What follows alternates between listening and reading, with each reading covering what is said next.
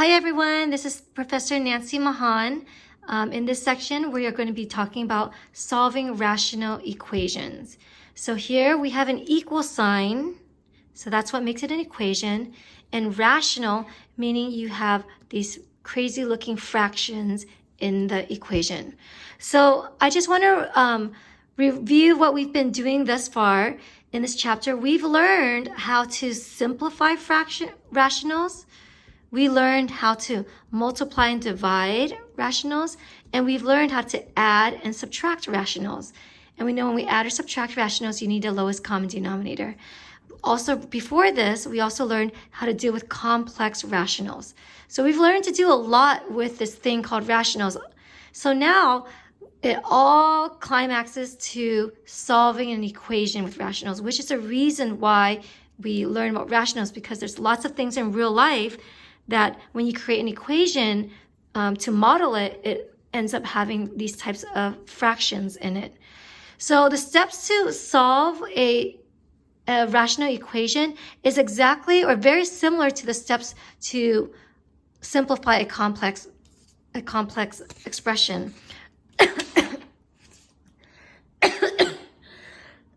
Sorry, not the coronavirus. I just choked on myself. So here, complex rationals, if you remember in the previous video, first thing you do is find the lowest common denominator, and then you multiply everything by the lowest common denominator in order to get rid of the fractions. So same idea here. I'm going to, step one, I'm going to find the lowest common denominator. So the lowest common denominator here, so this is, if I wanted to write this as a fraction, it's 1 over 1, right?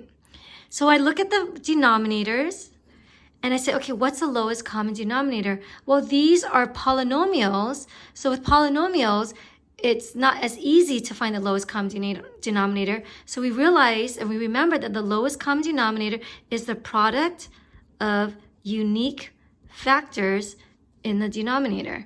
I hope I'm sounding like a broken record. Product of unique factors in the denominator. So here, what are the unique factors in the denominator? Well, 2u plus 12, first I gotta factor it, right? Because it says unique factors. What's the factors of 2u plus 12? It's gonna be 2 times u plus 6. What are the factors of 1? Just 1. What's the factor of u plus 6? Just u plus 6. So what is the LCD in this problem? The LCD is a product of unique factors. So 2 is a factor. U plus 6 is a factor, so I write it as a product. 1 is just 1. U plus 6 is another factor, but it's not unique. It's already written here, so I don't have to write it again. So once I have the LCD, step 2, I am going to multiply both sides of the equation by the LCD. And why do we do that? In order to get rid of fractions. So again, it's the same story as we've done before in terms of equations with fractions. We want to get rid of the fractions. So here I have negative 1 over 2 times u plus 6 plus 1 over 1 is equal to negative 7 over u plus 6, right? So I just rewrote the 2u plus 12 as 2 times u plus 6. So now I'm going to multiply everything by the LCD, 2 times u plus 6. So I'm going to put multiplied by 2 times u plus 6, multiplied by 2 times u plus 6, multiplied by 2 times u plus 6. And look what's going to happen. In the first fraction here, what cancels out?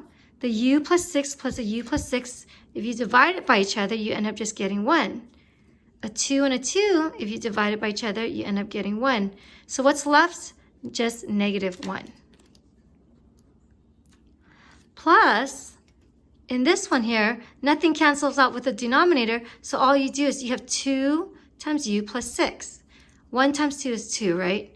So 2 times u plus 6, so I'm just going to go ahead and multiply that through. I get 2u plus 12 is equal to, the right side, what cancels out? U plus 6 cancels out and just becomes a 1. They divide out. So what's left over? Negative 7 times 2, which is negative 14. Holy smokers, this is so beautiful, right? So, so beautiful. No more fractions.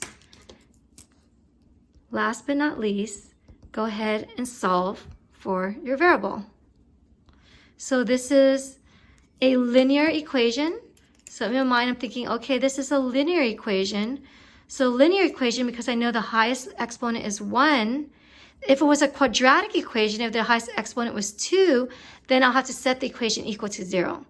But since this is a linear, I go back to what we did in the first day of class, which is we simplify the left side. So 2u, the negative 1 plus 12 combines together to give me plus 11 is equal to negative 14. I want the u to be sitting by itself, so I say that I want the u to be on the left side. So if I want u to be sitting by itself, I'm going to subtract 11 on both sides. I end up getting 2u is equal to negative 25. I want u to be sitting by itself again, so I divide by the coefficient, the number that's attached to the u, that's multiplied to the u, that's a coefficient. I divide both sides by 2.